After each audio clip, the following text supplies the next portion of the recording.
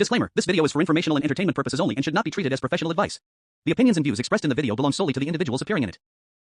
10 नवंबर की शाम दिल्ली के लाल किले के ठीक सामने एक चलती कार में जोरदार धमाका होता है।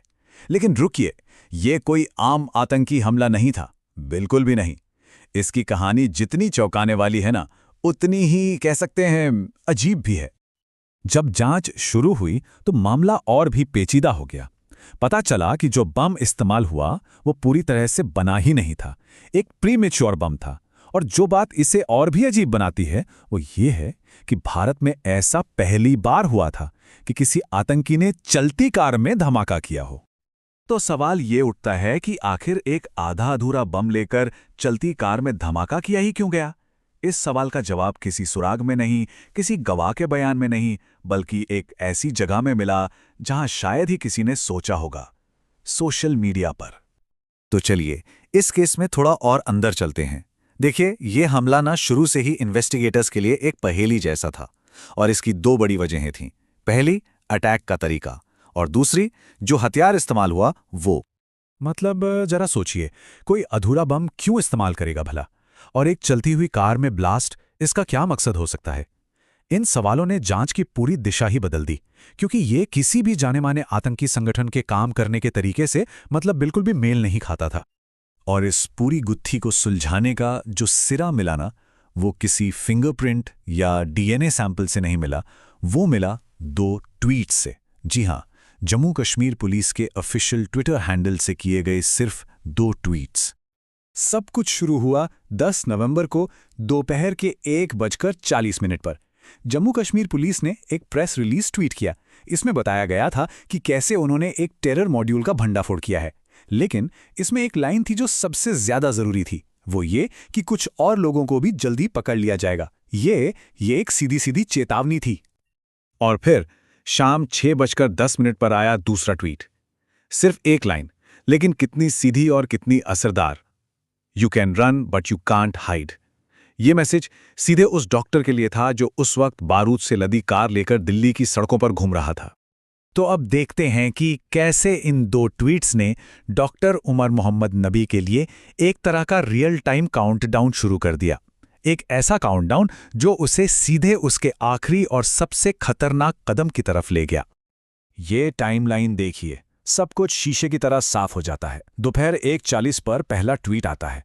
करीब 3:20 पर डॉक्टर उमर अपनी विस्फोटक से भरी कार लाल किले की पार्किंग में लगा देता है। और फिर शाम 6:10 पर आता है वो दूसरा ट्वीट, तुम भाग सकते हो पर छिप नहीं सकते।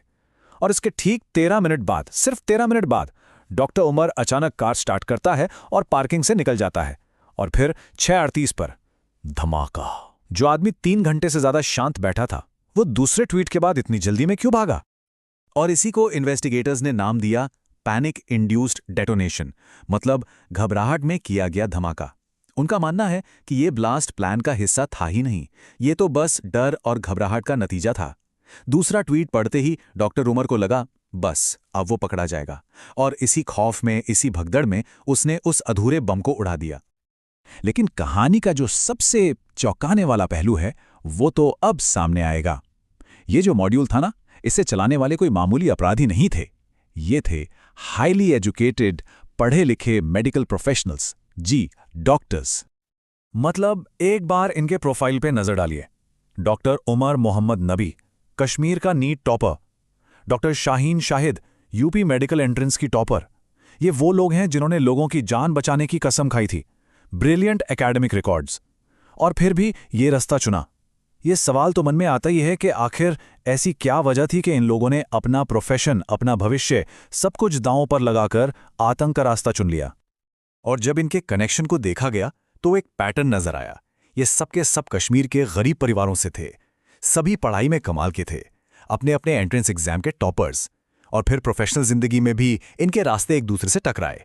जैसे डॉक्टर उमर, मुजम्मिल और शाहीन, तीनों आखिर में फरीदाबाद की एक ही यूनिवर्सिटी में काम करने लगे। तो मतलब अलग अलग जगहों से आकर भी ये एक साझा विचारधारा और एक प्रोफेशनल नेटवर्क से जुड़ते चले गए। लेकिन ये कहानी सिर्फ इन डॉक्टर्स की गिरफ्तारी पर ही खत्म नहीं हो जाती। असल में ये कहानी अपने पीछे एक बहुत बड़ी चेतावनी छोड़ जाती है।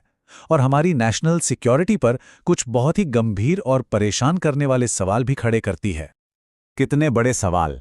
तो जरा इस नंबर को देखिए, 2900 किलो।